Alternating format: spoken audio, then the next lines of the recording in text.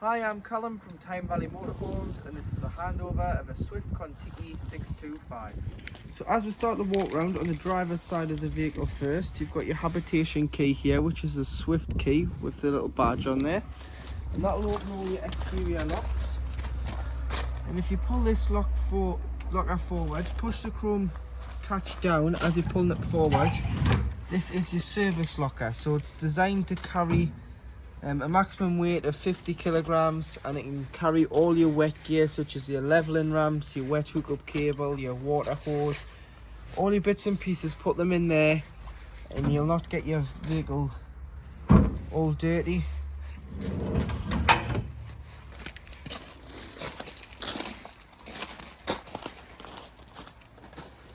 Just under here you have your fresh water drain. It tells you there your fresh water drain, so always make sure that with your fresh water it's drained off when you're not using the vehicle, and more so in the winter to avoid it freezing.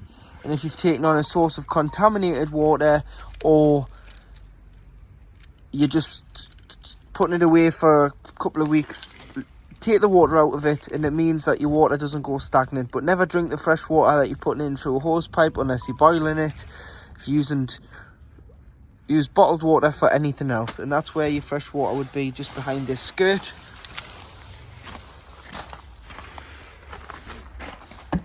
Here you have your external shower point.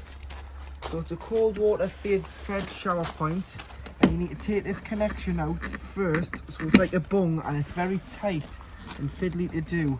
So pull it up, give it a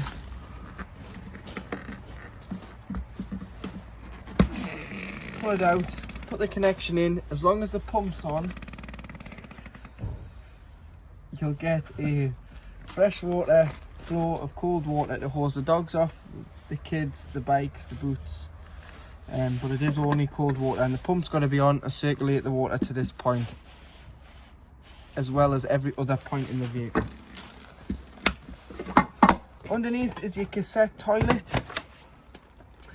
So to use your cassette to, when it indicates it's full on the toilet inside the vehicle, as long as the blade's closed, which I'll show you inside how to open and close the blade, you lift the orange handle and slide the cassette free of the van. You can either carry it or you can wheel it to your waste disposal point, which is normally beside your toilet block.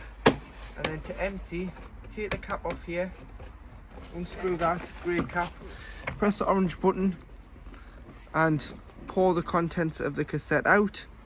Once you've poured it out, put some water in and give it a rinse before filling the cap full of chemical. That's 120 millilitres of chemical into here, and it's good to go back in. That can either be blue or green, and it can be pushed back into the van and be used.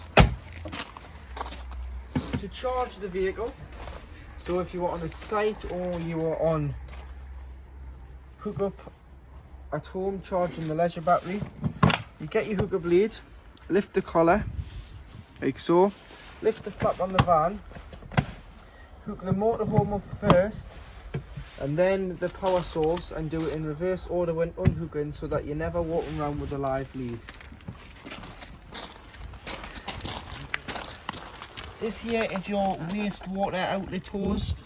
So the water will fill up in there, and then you'd open it and allow the dirty water, so that's anything you put down your plug holes, sink, shower, hand basin, to come out of here. So you drive over the grid on the way out of your site and deposit this.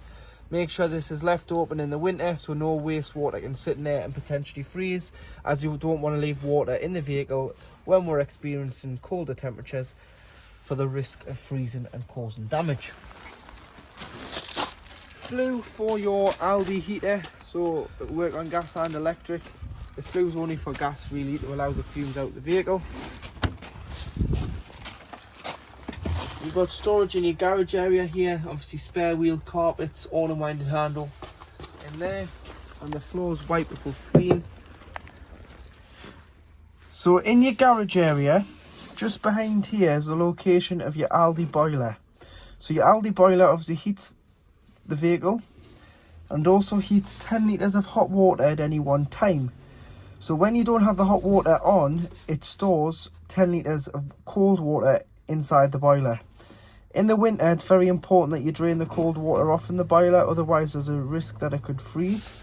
So just down here, you'll see a little yellow tap just up here, and it's currently lying down like this. You need to stand it up on end, and to do so, if you just watch here. So put your hand in, lift it up onto your end like that. It'll drain off the 10 litres directly out underneath the chassis. Leave it stood up like so until you're ready to use it in the next upcoming season, and then just flick it back down. Shut the waste, shut the fresh, shut all the taps within the van, as you'd have all the taps open when winterising, just to avoid any water from sitting in the pipes and the taps and cracking or damaging anything. Fill the vehicle with water, pump on, cold side first, start to go around the hot. When you hit the hot side, it's when it starts transferring the water into the boiler, so it's going to cough, splutter, make all sorts of noises until you get a free flow of water from the hot side. Then your system is full of water and you're getting a pressurised flow through the taps and the lines. But make sure you drain it off in the winter, otherwise it's not covered under warranty, because frost damage is the consumer's problem and responsibility to drain off, and the warranty company won't have claims for frost damage caused by people not draining the vehicles down. On the back of the vehicle, you've got your rear view and reversing cameras, high level brake light, parking sensors on the back, and you do have tow bar with 13-pin electrics there if you plan on towing with the vehicle. Round to the passenger side, you've got a garage door, tethering points for tying things down. You've got two that side underneath the carpets as well. 12 volt and two 40 volt sockets, so if you want to charge anything in here you can. You've also got all your equipment for your leveling system. So this has got a leveling system on, that is all to do with that. So you've got the motor, the hydraulic tank and the pump there.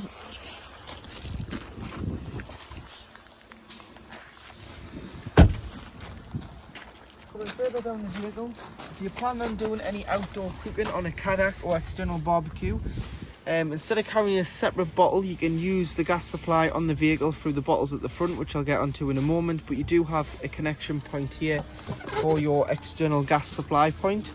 So you get a quick release connector, it clips into there. You'll put that onto some orange gas hosing, and with a Jubilee clip round the quick release connector onto there, it seals the pipe on. And on the other end, a Jubilee clip onto the kayak or external barbecue, turn the tap on, and you'll get a gas supply to do some outdoor cooking without carrying a separate bottle. To fill the fresh water up, this is a lockable cap with a habitation key. So you can lock that once you're finished, unlock that, take the cap off, carry a hose pipe and some hose pipe fittings, as it's mainly just a brass tap on site. Hose into there, the flat end, connect the other end to the site's tap, wait until it overflows or until you're happy you have enough water on board, which you can see on your control panel. If you can't get a hose to the vehicle, and you can bring a drum of water, an aqua roll, a bucket, whatever you want, a container of water, you do have a point here. So this is a 12 volt power point, a bit fiddly to get off. 12 volt into there, through a wheel, sure flow pump, other end into there, and drop the pump, the actual pump into the water. It'll suck it up and put it into the freshwater tank. But mainly you just use a hose. LPG, so this is your gas locker, and you can fit two 13 kilogram bottles on this vehicle. This is our 6 kilogram test bottle that we've got to show you your system's working.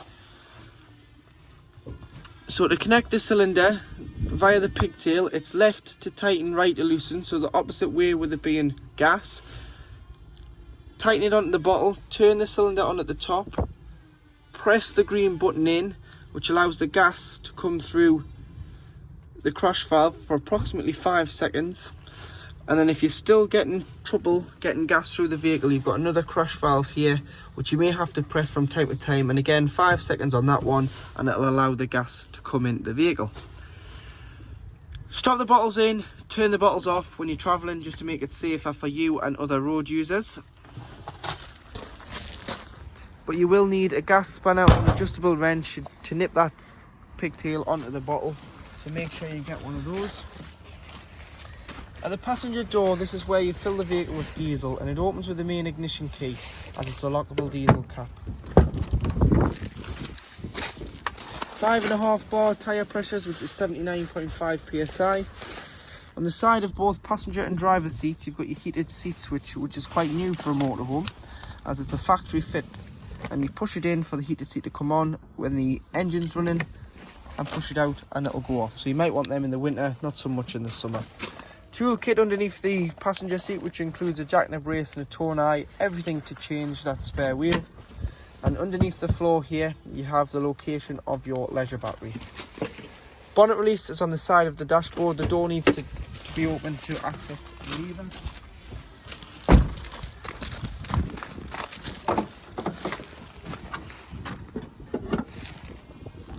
And you've got all your fluids, so you've got your screen wash, power steering fluid, coolant, brake fluid, oil filler and dipstick, paint code, weight plate, earth for giving or receiving a jump start, and then air filter housing. There's a little box here, put your key in, lift this up, and you've got your positive for giving or receiving a jump start. So to operate your digital control panel, you turn on and off the panel by touching the Swift logo here. And then to get into the panel, you've got all these options. So, starting off from left to right, so if you wanted to use water, you've got to ensure that the pump's on. So to turn the pump on, you just press it. You get the blue surround round the logo, and that's the pump on. And that'll operate your taps, toilet and shower. You need to make sure that you've got water on board, because if you turn the pump on with no water on board, you're going to burn the pump out. Next, you've got your awning light, which is a light on the outside of the vehicle. So if you're sitting underneath the awning, or you're going out for a walk and you're coming back when it's dark, you might want to put your awning light on and you can spot your van. Lights. So you can turn them on and off by pressing the centres. And then you can press and hold and you can dim them down here. So the lights are dimmable, but to just have them on, you just press 100% or off. Go back to the house, will take you back to the control panel menu. Power is where you'll find the levels of your leisure battery and your vehicle battery. So you can see there that 14.1 volts is what your leisure battery is currently being read at, but it is hooked up. As you can tell, we're on hookup here by the little hookup lead symbol. Take the hookup out to get a true reading of your batteries, and it tells you underneath the 6.1 amps currently coming off the battery. The solar panel does go to sleep when the vehicle is hooked up, and you do have your vehicle battery reading there as well. Selected battery here always wants to be the leisure battery. You can turn it to the vehicle battery and it'll start to charge the vehicle battery. You might want to charge it over the winter like this, just so that you don't get a flat battery. Swap it for a few days on the vehicle, a few days on the leisure, just to monitor both batteries. But when using the motorhome, you must have it on the leisure, because otherwise you are going to flatten the engine battery and you go to start the engine and it won't start. So that's what the leisure battery is designed for using all the motorhome side. Water, fresh water, 75% full and 0 waste. Should you be going away and it's really cold and it's going to freeze overnight, more so in the winter, you can turn your tank heaters on, which is this one here, and that'll stop the water from freezing in the tanks below.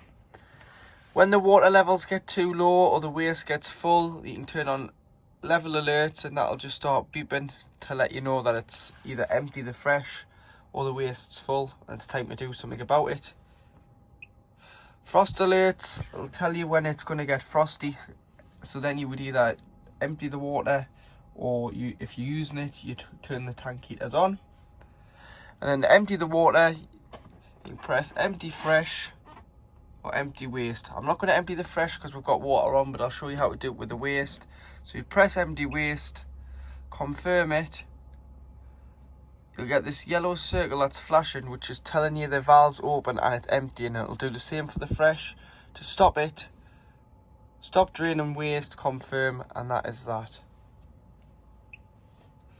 Heating, you can do the heating through here if you want, but it's all through the Truma CP digital control panel, which I'm going to insert in the next clip on how to work that, which is just beside it. You can adjust your air temperature there.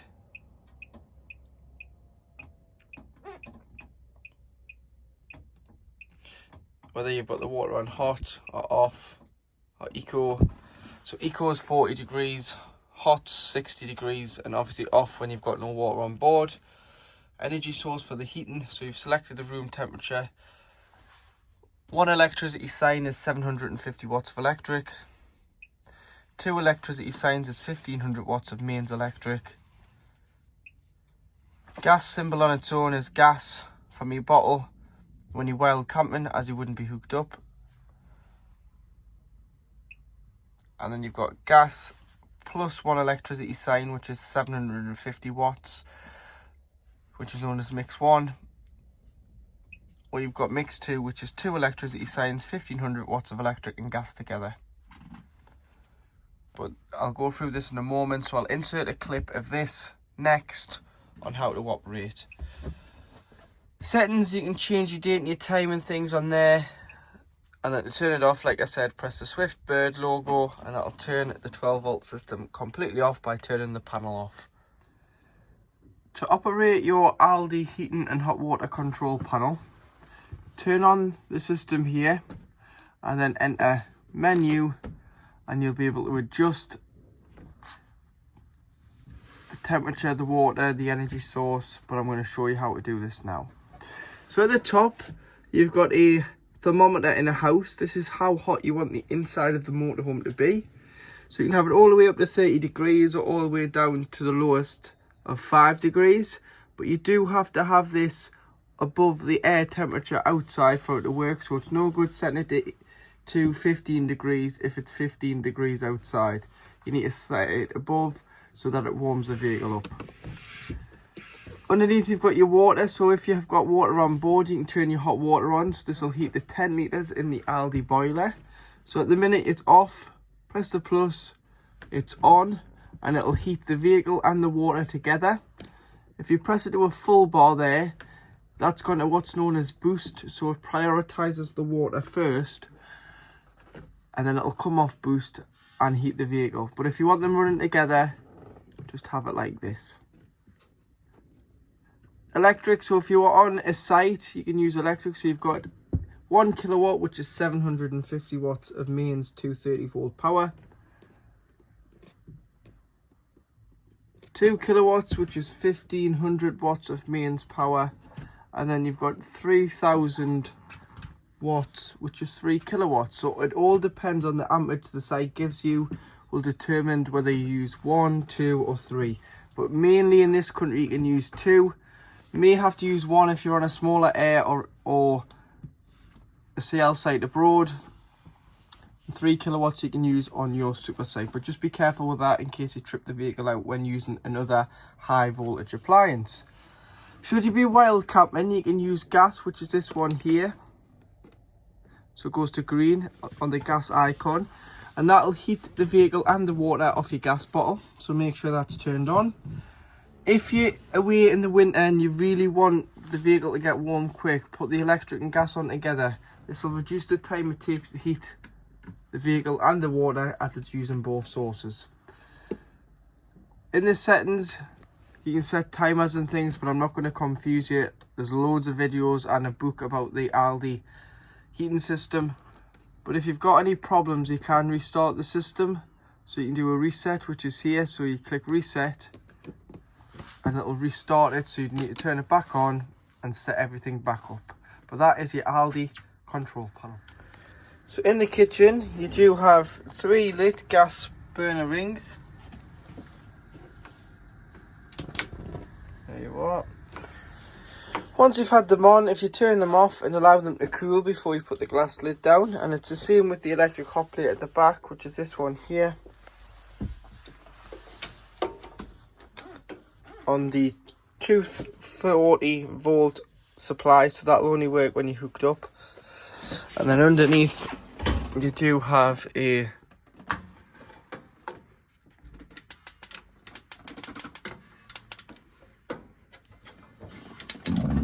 grill.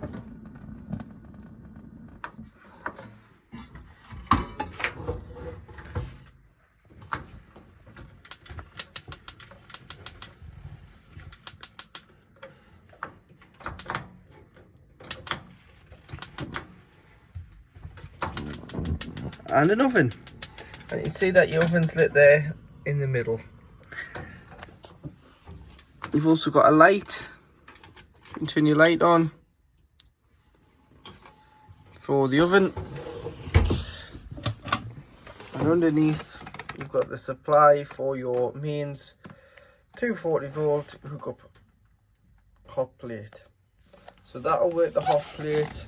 So any problems you can just unplug the plug or take it off hookup. But if you are hooked up, just unplug the plug. It means you're still gonna have 230 volt running through the motorhome. In the cupboard here you do have the location of your status 570 TV aerial. So you've got a booster here. So the booster is telling you that you've got enough signal. So you can amplify the signal first. If you're still not getting a good enough signal, you can then adjust the aerial by loosening the white nut off, pushing the stem up, tightening, and using the toggle to adjust the aerial. And all that'll do is it'll tip it front to back, side to side. But look where your other motorhomes and caravans are pointing on your site, and you should be able to get a good enough TV signal without messing on with it for too long. And before you travel, pull it in and tighten the nut. 4G Wi-Fi system on board as well. So to work this, you do need a data only SIM card, which goes in the back. You can turn it on, so you can get your data only SIM cards from your phone provider, and then you just connect to it, and there's an aerial on the roof, and it gives you 10 times the strength that your phone gives you, as it's got a bigger aerial on the roof of the vehicle. And you can connect 10 devices up to this at any one time, and to find the passcode, it's on the back. So you just remove the back, like an old phone where the battery is, there's a code, the SIM card goes underneath the battery. But I can explain that on collection.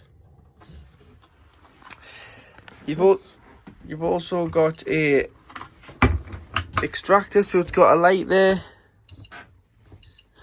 and an extraction when you're cooking. It's kicked in.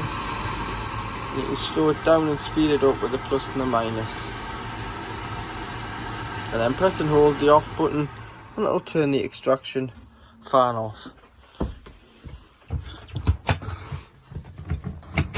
Storage, plate rack, cup rack, solar panel, charger regulator, so it's flashing there, so it's putting an output into the panel. But obviously it does go to sleep when you're hooked up, as mains voltage is a lot more than a solar panel could ever supply. Kitchen light, 230 volt sockets, kitchen roll holder there, and then you've got your cutlery drawer, your big storage drawer, and underneath 2 cupboards with a slide out racks, and your gas isolation valves are in there. So it'll tell you on the door which one does what, and it tells you when they're open and when they're closed. Any problems with gas, turn your bottle off. These are mainly for when the vehicle is annually habitation serviced. So to operate your Dometic fridge freezer, this is all a flush panel, so place your hand above here and press and hold, and you can turn your fridge off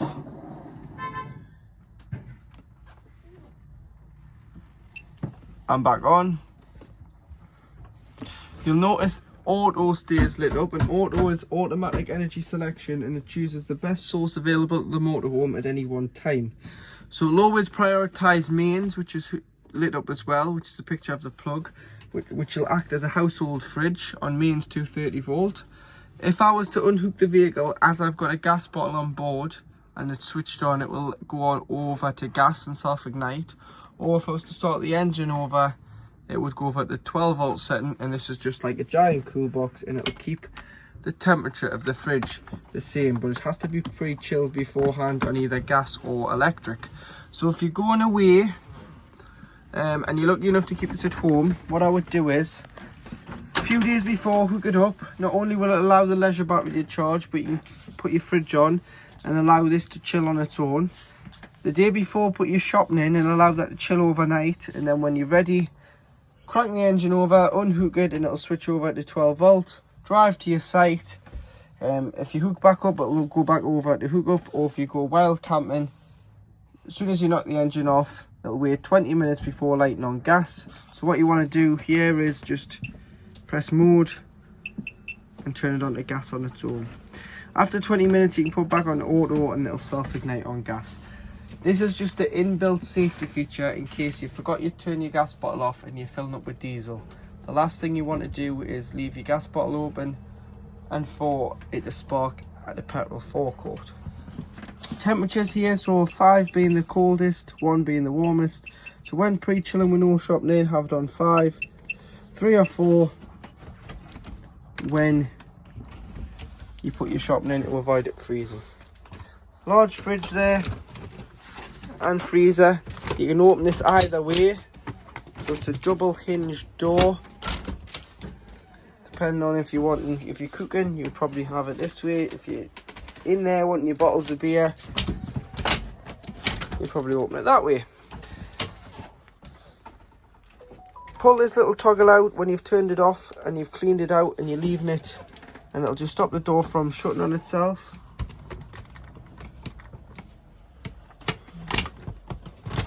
And the same with the freezer, and allow air circulation in and out the fridge and freezer to avoid it from forming smells in the fridge and the freezer box. 230 volt microwave, which is 800 watts, so it's got to be hooked up for this to work. And you'll find the plug there for your microwave at the top. At the back of the vehicle, you've got your large island bed with a great back window and skylights around. This is great. You can see loads of daylight coming in, and you get a great view when lying on the bed out the vehicle. You've got a cabinet here, but this tank is really important. So this tank is your Aldi expansion tank, and this holds Aldi's coolant.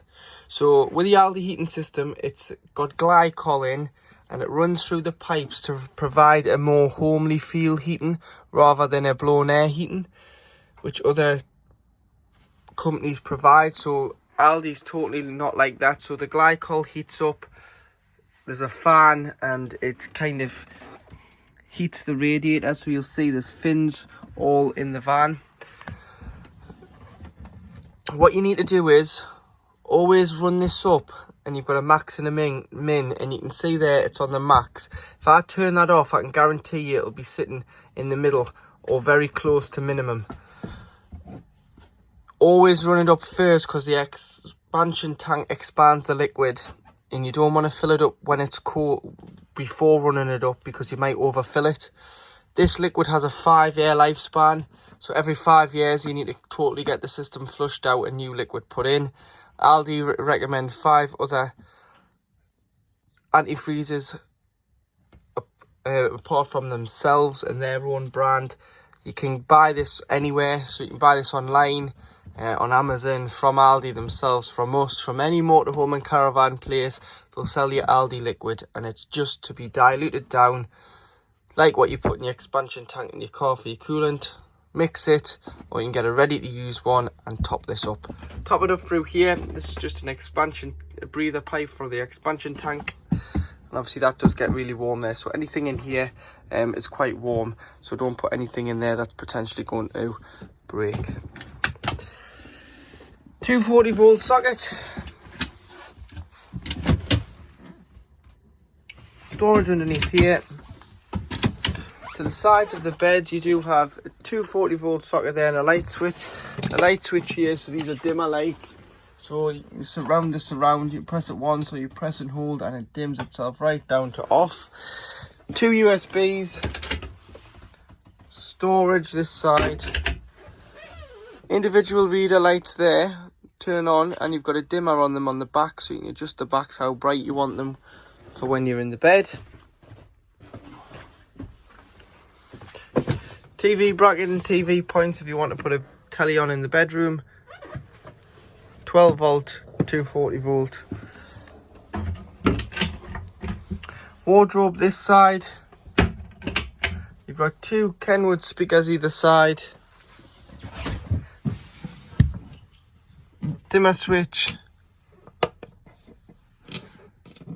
Aldi thermostat, so that picks up the temperature inside the vehicle. So that'll then tell you on the control panel before you press menu how hot the vehicle is and what you've got it set to. And then on the windows you've got a fly screen and a blackout blind. Clip in the middle departs the 2. So in your washroom you've got a separate shower. So with your shower, when you winterize the vehicle, you always want to unscrew this shower head from the hose and lie this hose down in your shower tray with the mixer tap open. And this will stop any water freezing in this pipe when over the winter when we're experiencing colder temperatures. And leave all the mixer taps throughout the van open, fresh and waste open from outside, and your boiler drained, which is in your garage, which I explained on the walk round of the outside of the motorhome. Tie your shower screen back with this catch, so you just push it in and pull it out and you'll be able to move your shower screen, so but make sure it's pushed in so the shower screen can't move. And that just tells you there a bit about cleaning the plastic, so no harsh chemicals, warm soapy mild water solution on this, so it doesn't take the nice finish off the plastic shower tray and surround. Toiletry space, some more toiletry space. To use the toilet, the blue button here is your flush, so it's a freshwater flush from your main freshwater tank. So there is no header tank, so it comes from what you put in with the hose pipe, clean water. So what you do is flush, put a little bit of water in first before you even think about using the toilet, and then you want to get rid of that water because that water's lubricating the seal between the blade and the cassette. So on here, open this grey lever to the right, this is your blade. Now everything goes into the cassette. Once you've finished, good flush and close the cassette blade here. So slide that back to the left. When the cassette's full, it'll indicate with 3 green lights underneath the picture of the cassette here to say it's full. And it just means that you can take it straight out the side of the van, whereas if you left the blade handle open, the cassette won't come out because the mechanism is still engaged. Blue or green chemical goes in the actual cassette. Pink, if you're buying blue and pink together, what I would do is, obviously it doesn't take pink in a header tank like a Caravan or some motorhomes. But what you can do is put so much into an empty spray bottle, fill the rest with water and keep it somewhere in the washroom. Spray in the toilet before you flush and then open the blade and close the blade. It'll clean the toilet bowl out and it'll give a nice fragrant smell in the washroom. Bathroom light can be found underneath the counter here.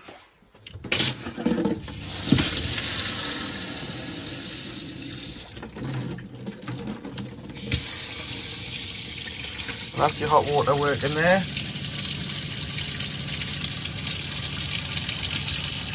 As you can see, the steam coming off the water, so the hot water system's working as it should. To operate your large roof light above the cab, which is electric, you need to, this is locked into the open position, which is pointing to the front of the van. Electric button here, press and hold, and the motor will open the skylights so you can get a bit of ventilation above the cab on a nice summer's day. But make sure it's locked into place. There you are. And locked before you start travelling to avoid any damage to the electric roof light. Flyer screen and blackout blinders on here, so they just pull over on an evening. Underneath your side bench seat, behind the passenger seat, is a location of your EC600 power supply unit. So you've got all your main trips in here, so if you trip the vehicle out, try here. Or if you think you're not receiving mains, try tripping the vehicle out. The vehicle trips, you're receiving mains. If this doesn't go down, it's not the vehicle. It could be the hookup bleed or where you're getting the power from. These need to be pushed in for the charger to charge the leisure battery when hooked up, and the heating and hot water to work on electric, but just leave them as they are. If you've got any problems with the heating and hot water or the charger not charging, come here first and make sure these are illuminated when hooked up. If they're pushed out, obviously they'll not work, so push it in. System shutdown button in the winter when you're storing the vehicle. This will stop power drain from any 12 volt appliances, because it will totally kill the 12 volt system from the leisure battery onwards. And you do have all your blade fuses here, so they are listed here what they do. Carry some spares with you, the ampage, and each fuse is labelled, so you can just, when a fuse has blown, you just pick it out. Look in the middle there, you can see that that fuse is fine because the little metal strip there is intact. If that was blown, you'd know the fuse needed replenished. The switch on the front here is for the 12 volt fan that assists the heat to be blown out of this part with the Aldi heaters. So there's a radiator fin behind there, there's a fan that just blows it around this area, and obviously that is your gas locker from outside.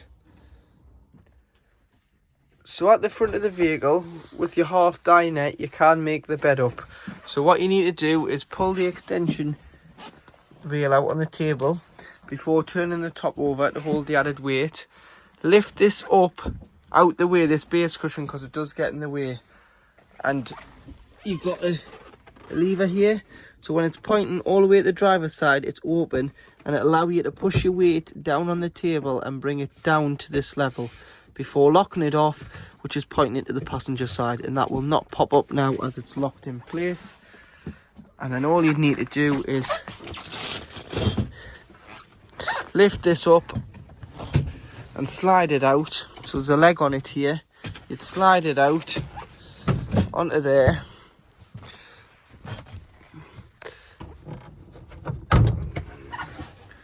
Take them off. That would go into the back there. That'll push up, and then you'd fill this with infill cushions. So we'll put the infill cushions in place, and I'll come back to you and show you how the bed makes up. And then this is how the cushions go. So you've got your base cushion. This cushion can be found behind the seat belts there. That goes there with an infill cushion at the front on top of the table. Your base cushion slides forward and covers the gap here, and then the infill cushion goes in the middle, or it can go on the back. It's up to you, but that's the backrest. That's an infill cushion, so they can go that way or the other way around. It's entirely up to yourselves, but that's how you'd create your second double bed at the front of the vehicle. In the cab, on the monitor, you've got your 360 cameras with it being a Swift, so this will work in any forward gear. And you can press channel on the side there, so you can see that you've got your reverse camera, your right camera, your left camera, and your rear camera. Your rear and your right, your left and your right. So it's got two cameras up, one up there on the outside, and obviously on the back it's got cameras.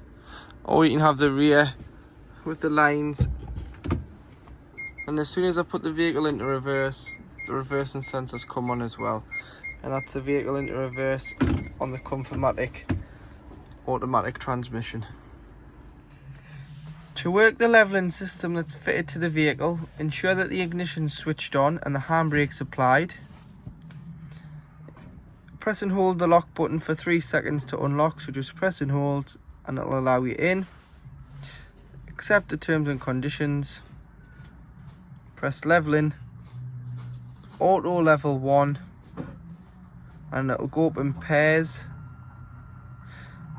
But make sure that you're not on too far of unlevel pitch, because the auto level function won't work as well. You'd have to go manually and select the jacks down, which I'll show you how to do, but the auto level function will work on pretty much the flattest of surface. So if it's a little bit out, use auto. If it's miles out, you do have to use the manual mode. And it is recommended that you put some chocks of wood underneath your levelling feet. If you're too far out of sync on a site, just helps the jacks. And as you can see there, it's done one side, they've gone blue, so it's doing this side, which are yellow. It's levelling that up, and you'll see that the levelling jacks come down, so the fronts are down, the backs are coming down, and now it's adjusting the vehicle. So it'll take the weight and now it's adjusting it. And you can see that the front wheels are now off the ground.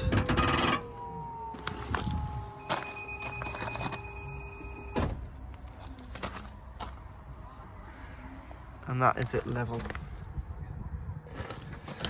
To store it, you just press store. And there's a little red light on the dash that says jacks down to the right of the driver, so you can never drive off with these down.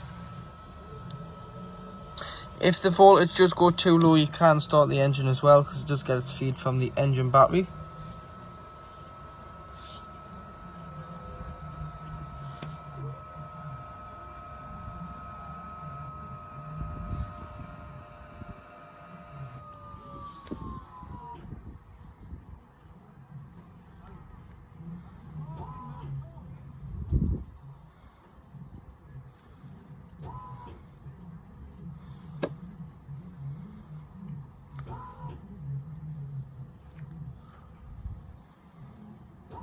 But always when you've done auto level, go into store, don't go back into auto level, because it'll try to level itself again and it's already leveled. So go into store. So once you've been to auto level, store to put them away.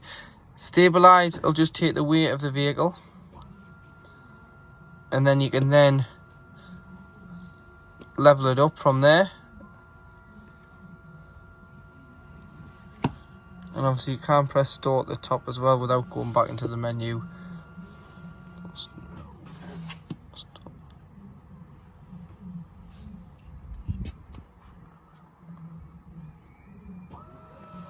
It's putting them away there.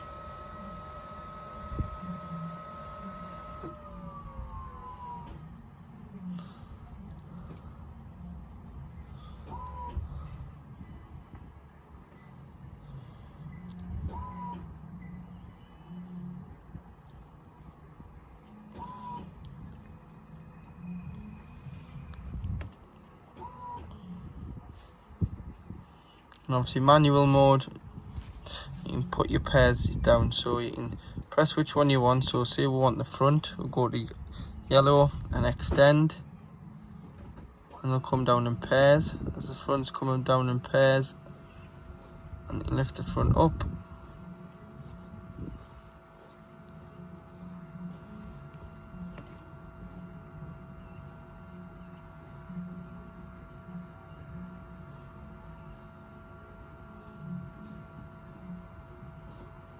So that's bringing your front leveling jacks down.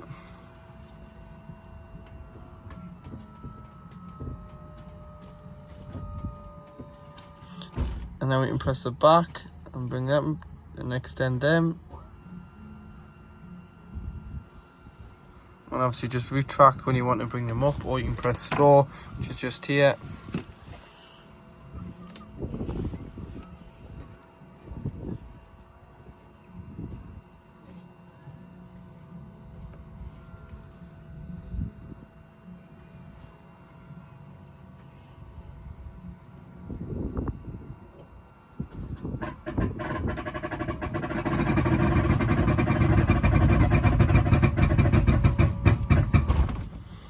you do your right.